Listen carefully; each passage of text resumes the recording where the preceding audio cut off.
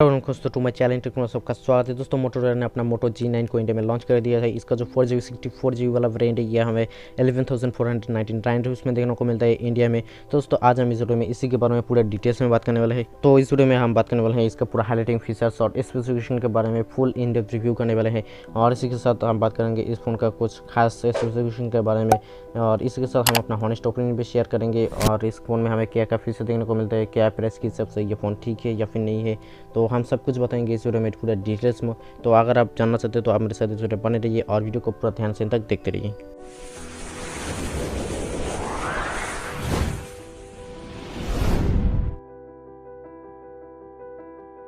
दोस्तों सबसे पहले शुरुआत करते हैं हम इसके डिज़ाइन और बिल्ड क्वालिटी से। दोस्तों इस फोन में हमें कोई खास डिज़ाइन नहीं देखने को मिलता है।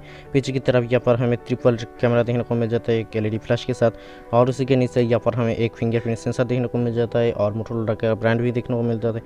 और इसी के साथ इस फोन में हमें दोस्तों प्लास्टिक का बिल्ड क्वालिटी देखने को मिलता है। ये 200 ग्राम का आता है। सामने की तरफ यहाँ पर हमें एक बड़ा डिस्प्ले देखने को मिल जाता है। उसी के साथ यहाँ पर हमें एक वाटर ड्रॉप नॉच भी देखने को मिल जाता है। अगर हम इसके कलर वेरिएंट की बात करें तो यहाँ पर हमें दो कलर वेरिएंट देखने को मिलता है, एक ब्लू और एक ग्रीन। आगे बात करते हैं हम इसके डिस्प्ले की। तो दोस्तों इस फोन में हमें 6.5 इंच का एक HD plus IPS LCD display देखने को मिल जाता है। डिस्प्ले का जो रेजोल्यूशन साइज है दोस्तों यहाँ पर हमें 16,000x720p इसकी रेजोल्यूशन देखने को मिल जाता है, और साथ ही साथ यहाँ पर हमें 20:9 के एस्पेक्ट रेशियो देखने को मिल जाता है। इसी के साथ आगे बात करते हैं दोस्तों हम यहाँ पर कैमरा की। तो दोस्तों पीछे की तरफ यहाँ पर हमें ट्रिपल कैमरा सेटअप देखने को मिल जाता है एक LED फ्लैश के साथ। इस फोन में हमें दोस्तों 48 मेगापिक्सल का मेन कैमरा सेंसर देखने को मिल जाता है, और यहाँ पर हमें सैमसंग का सेंसर देखने को मिल जाता है दोस्तों। इसी के साथ यहाँ पर हमें 2 मेगापिक्सल का डेप्थ सेंसर कैमरा और 2 मेगापिक्सल का मैक्रो कैमरा देखने को मिल जाता है। इसी के साथ यहाँ पर हमें एक सिंगल LED फ्लैश देखने को मिल जाता है, और इसी के नीचे यहाँ पर हमें फिंगरप्रिंट सेंसर का भी सपोर्ट देखने को मिल जाता है। अगर हम फ्रंट कैमरे की बात करें तो दोस्तों यहाँ पर हमें 8 मेगापिक्सल का फ्रंट कैमरा देखने को मिल जाता है। अगर हम कैमरा फीचर्स की बात करें तो दोस्तों इसमें हमें बहुत सारा कैमरा फीचर देखने को मिल जाता है, बहुत सारे कैमरा मोड देखने को मिल जाता है। यहाँ पर हमें AI, portrait, beauty, HDR, macro और भी बहुत सारे फीचर देखने को मिल जाता है दोस्तों। अगर हम वीडियो रिकॉर्डिंग की बात करें तो दोस्तों यहाँ पर हमें फुल HD 60 FPS तक वीडियो रिकॉर्डिंग का सपोर्ट देखने को मिल जाता है।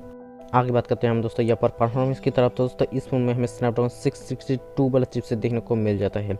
मोटो G8 में हमें दोस्तों स्नैपड्रैगन 665 वाला चिपसेट देखने को मिलता है, लेकिन इस फोन में हमें स्नैपड्रैगन 662 वाला चिपसेट देखने को मिलता है। पता नहीं इसके पीछे क्या लॉजिक है दोस्तों, क्योंकि परफॉर्मेंस में दोस्तों दोनों ही फ़ोन में दोनों ही चिपसेट में दोस्तों इतना ज़्यादा खास डिफरेंट नहीं है। लेकिन दोस्तों जो भी है, लेकिन परफॉर्मेंस यहाँ पर आपको थोड़ी डिसेंट परफॉर्मेंस देखने को मिलता है, कोई हाई एंड वाला परफॉर्मेंस नहीं देखने को मिलेगी। यहाँ पर आप सारे काम कर पाएंगे दोस्तों, अपने डेली बेसिस के काम को पूरा कर पाएंगे। लेकिन दोस्तों यहाँ पर अगर आप गेमिंग करना चाहते हो तो दोस्तों यहाँ पर आपको थोड़ी डिसएडवांटेज लग सकती है, क्योंकि यहाँ पर हमें कोई हाई एंड वाला चिपसेट नहीं देखने को मिलता है।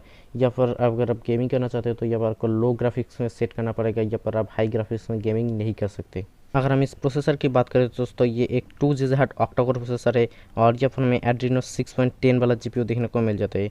इसी के साथ ये फ़ोन दोस्तों एंड्रॉइड 10 पे रन करती है। यहाँ पर हमें फिंगरप्रिंट और फेस अनलॉक का सपोर्ट भी देखने को मिल जाता है, और इसके अलावा यहाँ पर हमें NFC का सपोर्ट भी देखने को मिल जाता है। और इसके साथ दोस्तों ये जो फ़ोन है ये एक स्टॉक एंड्रॉइड वाला फ़ोन है। यहाँ पर आपको कोई भी ब्लूटूथ या कोई भी चाइनीज़ ऐप नहीं देखने को मिलेगा। तो अगर आप एक स्टॉक एंड्रॉइड का एक्सपीरियंस लेना चाहते हैं तो दोस्तों ये फ़ोन आप कंसिडर कर सकते हैं।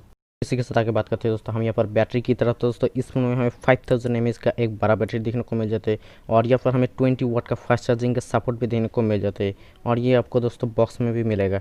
दोस्तों बैटरी के मामले में दोस्तों ये फ़ोन काफ़ी अच्छा है, क्योंकि यहाँ पर हमें 5000 mAh का बड़ा बैटरी देखने को मिल जाता है 20 वाट फास्ट चार्जिंग के साथ। तो बैटरी के मामले में यहाँ पर कोई भी कॉम्प्रोमाइज़ नहीं करने वाले है।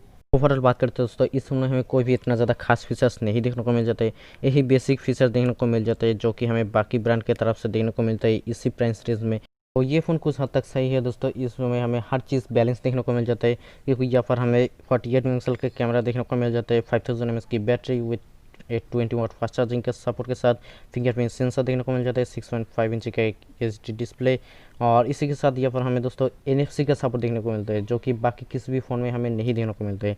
तो यही एक फीचर्स दोस्तों हमें इस फ़ोन में देखने को मिल जाते हैं।